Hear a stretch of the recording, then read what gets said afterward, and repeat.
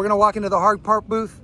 We're gonna check it out. I know Chad's got tons of cool stuff, so let's go see what he's got. Show you guys some of the mini stuff, the top of the mountain mini stuff. What? Always the cream of the crop. Chad, what is that? Oh, that's the new hotness right there. That's our new MOA axles. So we decided to make a whole new class of crawler. So what we've done is combine our axles, our transmission, into one. So what you have here, 70-75 housing, our low below knuckles, our new titanium axle shafts, titanium gears inside. Buttery smooth. That is nasty. So now the 24 scale's got, like you said, a whole new class. I mean, you were already changing the game with this stuff, but the MOAs, I mean, that's going to make rules change. I hope so. You know, it's going to. It's going to. Yep. 100%. That's what we want to do, is make new rules, new classes. That's awesome. So that's the big one, and people can probably have heard, if you're at all in the small scale stuff and you're into comp stuff, like you kind of already know, but if you don't, now you do. I'm going to keep on going on about the MOAs for a second. Oh, all right, yeah. Another thing we have coming out for them is a lockouts for the rear. That's so right. Not everybody wanted to have four-wheel steering, and I don't know why. So now we have lockouts available. So if you want to drag axle, we're going to have that option out there.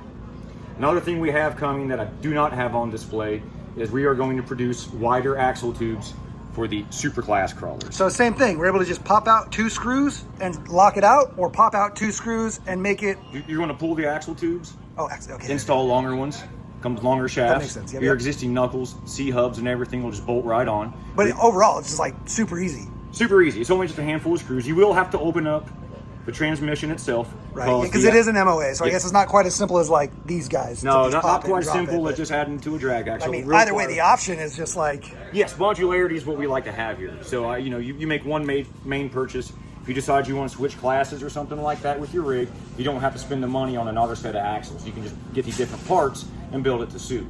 So what we're trying to accomplish is, and this is just the prototype that everybody's seen, this is what our plans for the super class crawler is. The issue we had was size of tires versus width of axles just wasn't quite enough. That makes sense. And these are 1/8? These are 2.5. Oh my gosh, yeah, obviously. On a 90 millimeter tire. That makes sense. We have a whole new... Oh, here's the 1/8, just to compare. Yeah. I don't know why I was even thinking. Mild difference. Yeah. Just a little bit. Just a little bit. Just a little bit. So what we're going to do is increase the width by a good 10-15 more millimeters, just because you need that for clearance for steering. Otherwise, you're putting your tires into the shocks, putting them into the links, and you're just going to break stuff that way. Yeah. And then we got some new hangers. Yep, new hangers designed specifically for these wheels. Everything when it comes to production will be in carbon fiber. So these are just aluminum prototypes. These are just all my prototype stuff. That's what we're looking at, right? Yep, those are just samples. Those are not, our production carbon. But the idea is there. The idea is there. So we're doing a lot of 3D milling on some of our new stuff. As you can see on the 2.5s, there's relief cuts in them. Yeah, those are fantastic. Little three-dimensional. Those are awesome. Countersinking the screws.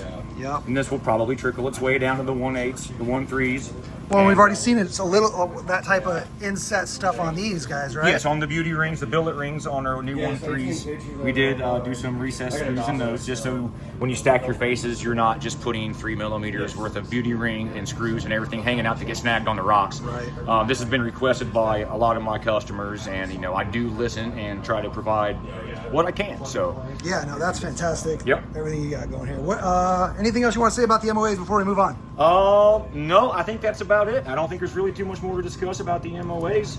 And these guys are fitting the micro Komodos or whatever you want, right? Like they're pretty much standard. Yeah, micro Komodos. The 9 millimeter mounting spread is what we're using on all of our axles. 9 millimeter mounting spread. Yeah. All right. Bolt circle. There's a word I was looking for. Bolt pattern. Bolt pattern. Bolt pattern. Gosh, it's been a long day already. And now moving on, we're going to focus on the Valkyrie for a minute.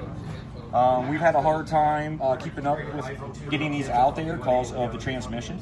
So I've redesigned the DWS gear set specifically for the Valkyrie.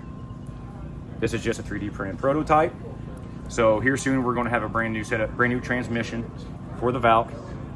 Keep it more readily available for everybody. Yeah, I think that's something a lot of people are going to like. Yep, and then here's something else I think they'll like, so you don't have to buy my transmission if you don't want to. Is we have a skid designed for a stock transmission for these things. I think we asked for that last year. And now it's here? Did you? I think you might somebody have. asked about that. Somebody mentioned it. Oh, that's awesome though, because a lot of people like to use their choice of transmission, and while something like this is definitely where you want to be, you know, they've already got it, they're trying to do a build, and eventually they'll get there. This is going to give them that option. Absolutely. And if you ever wanted to upgrade your transmission from a stock one to the new one, it's just a simple skid transmission change. Yep. So it's not going to be a big deal. Easy. The transmission can still get flipped either way. Nice. You know, we have mounting screws and everything for just to flip it right around. Yep, so depending on your motor combo, your mount combo, it should fit a stock motor just fine. As you see, we got the Furatech mount on here to run the micro Komodo with it. So far, everything but the massive pancakes should be good. Should be good to go. Yeah, and you wouldn't run a pancake in that anyway. All right. Well, man, always love this carbon body. Yep. Always love the brass hole, and then that's you're reaching, sir. Yeah, I'm gonna let it do its thing for a second, let you get a picture of that. But yeah, that's our billet Dementor. That's still working on getting everything packaged and cut, and you know, I want it to look just perfectly. I want the unboxing to be as nice as the rig itself. Are these wheels specific to this that you're doing, kind of? The only way these wheels will ever be available is with this chassis. It was all designed to go with it. It's a two-piece wheel face, carbon fiber back with a billet front. All the aluminum on this rig is 70-75, including the chassis itself. The chassis spent a lot of hours on the 5-axis machine. I don't doubt that. They will all be serialized and laser engraved with a number on the back. Do we know how many we're going to produce? 50-ish. Ish. We'll see. You got to get to that 70, so you see some magic number in there. Okay, is that 70 the number? I don't know, you get that. There's a magic number in that range. Some people are fanatics about weird things like that, but I don't know. We'll see how they sell. I haven't set a price point on them yet because we're still finalizing all the costs. Yeah, of course. I mean, this is way early, guys. Yes. You already spoiled it once. Yes. Just to say, look, guys, this is what's... So we've integrated a lot of wiring in this one to where you can hide the wires, tuck them in, all that. Here and here. Yep. And up here. Yep, up in here. And even the battery tray is designed to, you said drop the it has the balance cable in. It has a spot to put the balance lead in. Yeah. It also has somewhere to stop the battery from going into the motor. Nice. It'll have a mount right here to hold the JST lead coming out of your speed control. Now, warning to everybody, if you don't solder, don't buy this. Yeah, because it's very tight. There is you're gonna have to shorten every wire. No, there is no plug. You're going to cut every wire. Yep. You're going to void every warranty on all your electronics to run it. But it will be rewarding in the end because the only bit of electronics you will actually see is the very top of the speed control. Yeah, I mean, you're going to have the cleanest. And you even mentioned that one of the caps for the ESC or receiver cap will have a seat. A seat. Yeah, it's about as close as a scale as I'll ever get. Sure. And then when you get them, they will have carbon fiber panels on the inside to hide all the electronics. But you still get to see the beautiful chassis, so that's good. Yep, I'm not going to hide that. And it's all going to be cut and notched for all of the bolts, so you don't really have to struggle with tolerance differences and smash it in there. It's gonna be perfect. It's gonna fit. Everything's 3D machined. There's little just details and highlights on every bit of it. The links. It's got a custom low profile DWS transmission. And that's gonna be custom to this. Custom to this. Oh man. It may find its way into actual production. But this is where it's starting. This is where it started. Yeah.